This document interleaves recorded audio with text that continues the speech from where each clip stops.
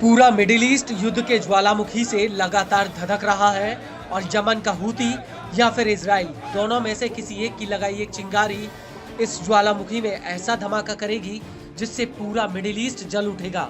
दरअसल गाजा हमले से शुरू हुई युद्ध की इस आग ने अब एक ज्वालामुखी का रूप ले लिया है। हूती और इजराइल के एक दूसरे पर हमले इस आग में घी डालने का काम कर रहे हैं।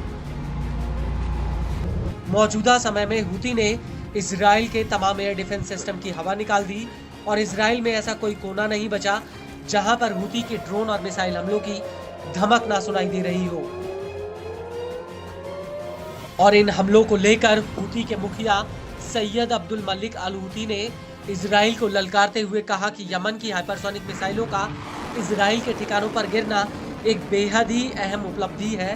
हूती का कहना है कि यमन के सुपरसोनिक मिसाइल हमले जो दुश्मन के एयर डिफेंस सिस्टम में घुस चुके हैं एक महान और बेहद ही अहम उपलब्धि है और दुश्मन और अमेरिकियों को इस बात का पता है। इजरायली दुश्मन यमन से हो रहे हमलों की रफ्तार से हैरान है। वो इनके बारे में निराशा से बोल रहा है, जबकि दुश्मन यह दावा कर रहा था कि हालात उसके पक्ष में हैं। वहीं वो यमन से हमले जारी रहने से हैरान है। इजराइल हमारा सामना करने में सक्षम नहीं है।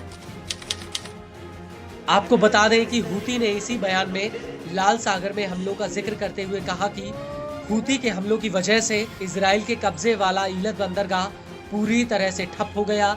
हूती के हमलों ने उन तमाम कंपनियों को अपना ऑपरेशन इस रूट पर बंद करने के लिए मजबूर कर दिया जो ईलत के जरिए अपने जहाजों को भेजती थी।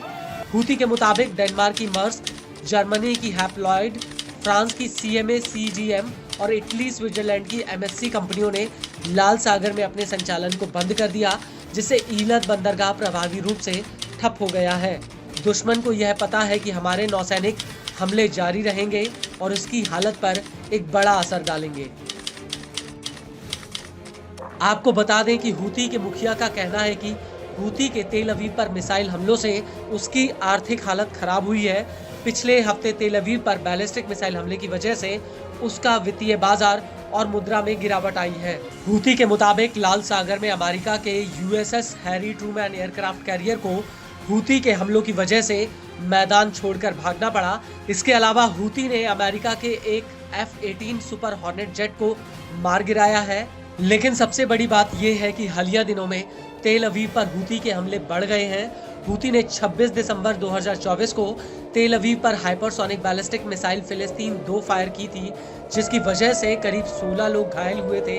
इस हमले की वजह से पूरे केंद्रीय इजराइल में हवाई हमलों के सायरन बजने लगे थे और इस हमले से पहले हूती ने तेल अवीव पर एक हाइपरसोनिक बैलिस्टिक मिसाइल फिलिस्तीन 2 दागी थी, जिसमें करीब 20 लोग घायल हुए थे।